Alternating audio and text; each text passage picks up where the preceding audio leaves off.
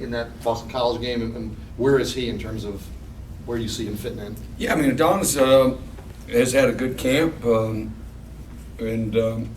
I mean, he's playing right where he needs to be and improving every day. You know, I like the way he's working at it. You know, he's an extremely talented guy, a lot of abilities, always still working to develop that skill set and sharpen the tools in his toolbox, so to speak. And Brian's doing a great job, and Brian Mitchell, and I just like the direction he's going. He's got a lot of ability. He's got the ability to play the ball. He's long, and he can run. So those are all great, you know, attributes and skills to have at that position. But I like where he is right now and how he's working, and it's good to see us have a corner that has been making some plays. You get a guy like him, and Face on both have made some good plays out in space, and so you know, we hope to keep that with that trend. We're going to need to this week for sure. Obviously, he has a very different body type than and Greg played well in the opener. How big an advantage is it, though, to be built like Adonis at that position, the way offenses are? Yeah, I mean, we're all looking for those big corners, too. I mean, the receivers are getting bigger and stronger and faster, and you know, over the years, we've had some length at our corner spot for the most part. Greg is probably one of the slider guys that we've had in the last few years, but I think anytime you can have a longer guy and a bigger guy, you don't get moved around as much, and then you have the ability to, you know, play through receivers' hands and that type of thing, especially when you're getting to playing against a 6'1" to 6'4" receiver, you know, that height that's got that catch radius, and Adonis has that same, you know, radius when it's all said and done, so he's got the ability to get his hands on some balls and whether knock them away or intercept, which he's done, you know, quite a bit in his first couple of years, that's a good thing, you know. Obviously, he got himself into some trouble and missed some time. Is he a guy that you've talked in the past about guys you kind of have to keep your eye on and stay on top? Does he seem like that kind of kid? No, you know, I mean, you know, young people are going to make some decisions sometimes that maybe are not in their best interest. They don't think ahead sometimes, and you know, we've all done that probably in our youth at some point in time. So you know, it's unfortunate sometimes, but it's a learning situation, and I think you learn from it. How different is ECU's offense under Montgomery? You know, they're still wide open. They're very similar to what they've been, though. I mean, they're fast tempo, up tempo, probably a little bit more tight end in there than what they've had maybe in the past. But they did have that big tight end, you know, in the last couple of years at ECU. But very similar. I mean, I see a little bit of carryover from Duke, and I see a little bit of carryover from ECU. I know right now they are playing the ability to have two quarterbacks in the game, which Duke had done that in the past too. You know, number 11, the kid that ran quarterback against us last year, had a big game, is a dynamic athlete. He's made plays against everybody, whether it's at running back, whether it's at quarterback. You know, he's just an explosive, dynamic athlete. The quarterback they have right now reminds me of the guy they had 2 years ago, to be honest with you. He's a gunslinger, very accurate, knows where he wants to go with the ball.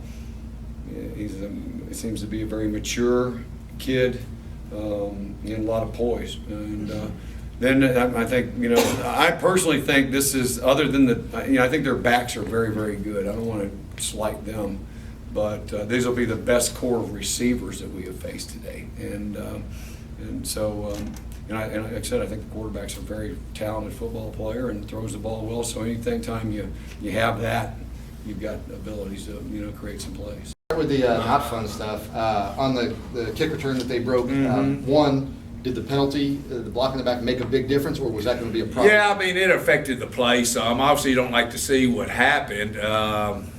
It's like our guys were in shock they had to kick the cover, first of all, you know, just been all touchbacks. So we told them eventually one of these boys are coming out. So, you know, we got some guys that had, you know, are inexperienced, you know, too, on these units, some pups, too. And the only way you can get experience is to go do it, you know. We had a chance to make some plays. We missed a couple tackles on it also. But there was some things on that play, even though it didn't look like that was correct, how we fit it and everything. We got it to bounce to our safety. But, we just got to continue to get better, and I was happy they bounced back on the next one and Javon made a good play on the ball, and so we just got to keep gathering experience, especially in some of these covered units where some guys just hadn't played college football a lot. So and that just helps some of our starters out and what have you, just to keep them healthy and fresh and what have you. This might sound like a weird way to ask it, but is that the best case scenario where it all, there's a breakdown and you give up a touchdown, but it doesn't count and now you can teach it? I don't like seeing it at all, so I didn't see the flag till late. But I think we can definitely learn by it, and we've had some good things this year. Haven't had some things that we need to get a lot better at. There's no question, but you can learn from the bad more than you can when things are good sometimes. So hopefully it woke our guys up. Number one, they got to go out there and believe they're going to make the play. There should be 11 guys out there thinking they're going to make a play, and we got to get to that point. Coach, those first two games where you had where Curtis Williams had the ball hit him twice. Yeah. Does that fall on Stroman? And Well, the first one was just there was really nothing we could do. It was actually something we pointed out as a good job. Greg was sitting there pointing at the ball. It was a low rugby kick, and Curtis was trying to get out of the way. It just happened. It was a bang play, and sometimes that's football. You're not going to get, but if they're doing what they're coached, there's been times we haven't been disciplined. I know the one in Tennessee, we did not do that, and that's when you have a bad play. We work on it once a week, to see the returner when you're blocking your guy. And again, that goes back to guys playing and having to do that, but that's being disciplined, just like protecting the football, the points we made. So hopefully all that stuff will continually improve as the season goes on. How encouraging was it to see the punting game and the number of balls he's done? Well, he's done a good job in the red zone. Ludd's got to get better, more consistent, just punting the ball normally. The one thing he has done is he's had a bad one. He's responded, came back, and it didn't roll into 2 or 3, which can happen sometimes. But again, he's a guy that hadn't played, and hopefully through more and more experience that he'll continue to get better and more consistent, which we need. I know we all want to be perfect, but that scenario don't happen all the time, So, but he's just got to get more consistent, just to help us with just field position when we're not in, punting in the red zone and stuff. So, but that has been good as a whole, and we need to keep building on that and keep staying with them. And we got to let him. You got to throw him in the pool and let him keep swimming. You know what I'm saying? Or because he does have the ability to get it done. We've seen it in practice, and he's just got to be able to handle the game time and go do it game day. Coach Fuente mentioned on Monday that he was a little disappointed in the fact that the team didn't really celebrate those like they were big plays. Did you notice that as well? Were you disappointed in that? We talk about it all the time. We show a lot of clips of that, how it should look, and it's what we're trying to get them to understand is it affects a lot of the game. Number one, it affects the opponent's play calling when you get it pinned back there, but understanding that there's not big stats on field position and where the ball starts on the next day, and trying to get our guys to understand that we as a team need to understand how important that is. When you have a win that's that convincing, is it hard to find stuff on film to nitpick and critique? I know you say you're your worst critic. Did you find stuff? Oh yeah, double coverage throw out through. I had more, but again, you just learn from the mistakes that you have. Could get better at certain things when it comes to checking out of plays, doing stuff like that. Saw that a couple of times that I could have, done better with the I call it the shot clock, the time running down, and checked out a play better, faster. So stuff like that can improve on. Completing better throws I throw, I can always get better at those. So yeah, it's things during the game or after the game, watching the film and seeing things like that you can always get better on. How about Dad? I know you said you didn't want to talk about it after Tennessee. Was he pretty happy with 49-0? He talks to me more about other things right now. It's kind of weird. He talks to me more of certain things that, again, I don't want to talk about, but it's not more football right now. He understands I'm my hardest critic. He understands that. He understands that I'm getting a lot from Coach Fuente, so he don't want to keep putting me on more on that, and he puts more stuff on me with other stuff that I don't want to talk about. Psychological stuff, how to deal with things. I mean, I know you don't want to talk about specifics. Yeah. So a little bit of that, a little bit of other things. Again, I don't want to talk about, Right, but right. it's definitely personal. Yeah.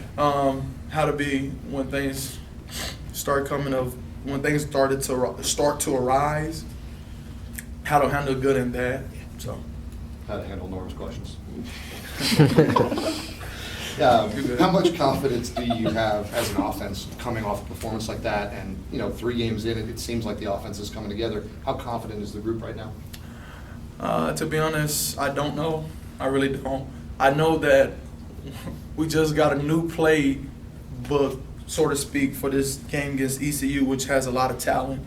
And so I think these guys are just, Tuesdays and Wednesdays really grind, so you can't really figure out the emotion or energy of the team. Just know that they're trying to get the job done and get it at a high pace, or it's going to be a long day with Coach Fuente. So I think the guys are just trying to do their job, make sure they understand the new stuff that we just put in, the new install, and making sure we do that. So it's kind of hard to really tell the energy and the confidence of the players. I mean, obviously you're confident at the 49-0 win. I mean, that's logical.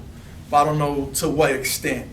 And I think I'll find out more Thursday, Friday, and then, of course, the game. We'll find out more. But I think the guys are very confident. I don't think the guys ever had 49 points from what some of the guys told me before. So I think that's definitely a booster. Is that something you guys have done before, games where you've had new installs before, different opponents? Oh, yeah, every week. Every week we go into the game plan differently because different teams throw different things at you. Yeah. I mean, Boston College doesn't run the same defense as the ECU. ECU doesn't run the same defense as a Tennessee. So, I mean, yeah, every week is a different wrench in things, new install. Same concept, everything, just new install, different ways to run stuff so we could make sure we could put up points. Seems like every time we talk to you about Coach Fuente, he's always telling you what he did wrong on certain stuff. Does he ever tell you, good job? Is he a positive guy, too? He has his moments, but those moments is far in between. But when you get them, it's like you kind of blown back. Oh, I mean, it's not nothing major. It's very subtle. Like if I come off like one time, I threw a good pass. Came off the sideline, most of the time a quarterback or offense coordinator or head coach might, give you a high five, slap you on the head or whatnot. He just gave me one of these right here, and that meant I did a good job. So it means a lot, because he doesn't give you that much praise. And it's a good thing because he always want to keep us grounded because, week to week you hear how good you are, and then the next week you hear how bad you are. So he's an even kill kind of guy.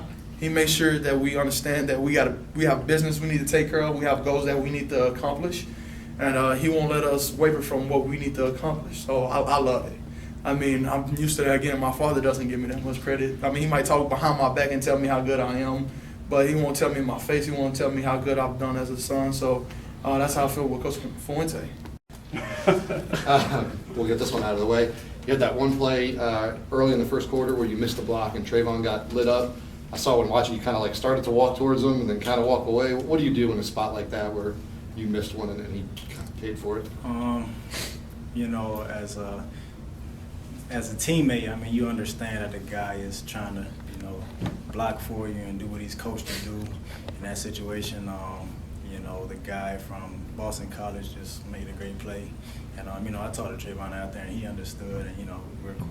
Do you feel bad? Like when you look and lay it on the ground, you're like, oh man, that's. Yeah, you know it's your fault, but play is over with. Just got to move on and finish the game. You start the game this past Saturday, and then you sit out a few series and come back late in the first quarter. Did Coach Fuente talk to you about that, or Coach Corner, somebody? What was the deal there? The coaches, saw what they saw. And, we watched the film and I kind of understood. Coaches did what they thought was best for the team. At that time, they did it, and then, we ended up winning 49-0, so, that's all that matters. Did they give you a list of reasons why, or a couple reasons? It doesn't really matter. They did what they thought was best for the team, and we won. Do you know, I know you said you watch the film and you can kind of see like, okay, they wanted this or they wanted that. Do you know at the time, oh man, I bet I did that wrong, I bet Coach Wiggins is going to be on me? Or are you surprised when you come off and they say? I'm pretty, well, I am very, very hard on myself, so I usually sense, when I think I'm doing well or when I think I need to pick it up. So I'm usually good with that. And, the coaches saw some, made that substitution, and then, they rolled on as the game went on. So, that's how it went. Coaches have talked a lot about this year about perimeter blocking and trying to make sure that you guys get the ball out on the perimeter. How do you think you guys have improved as the season's gone on as skill position blockers? I think a big thing with that is just knowing where you're supposed to go and what you're supposed to do. So in practice, even in film, the coaches do a great job of trying to drill in our head, different looks, what the defense can throw at us, and we go through countless repetitions. So on game day, we can play fast and not hesitate and know who we're supposed to block, and I think that's helped a lot. You guys obviously put up a ton of points in the bowl game, 40 points Saturday. Is it just to the point where are you less surprised when it happens now and you just think that that's what this offense can do? Oh, yes. That's it. I'm not surprised by anything we do. We have a lot of weapons, and the coaches know how to use them. So, when we're rolling, we put up 49 points, and the other offense scores 0 points. So, I think we're capable of that day in and day out. Coaches talked a lot this offseason about not getting too high and not getting too low. Have you seen the guys try to keep that kind of mellow demeanor, or have you seen guys maybe get a little too high after that win? I think the coaches do a good job of, telling us to move on. We can't replay that game. We can't keep talking about it, because if we stay on that game, then that'll just be one win and we lose the rest of them. So it's kind of pointless. But, we understood that we played well, even though we did leave some points out there. It was enough to get a win, and the coaches went back to the film and, didn't praise us. They did praise us, but, to help us stay even keel, told us that there was some stuff, that we needed to fix. And, I think that's great, and it's going to help us move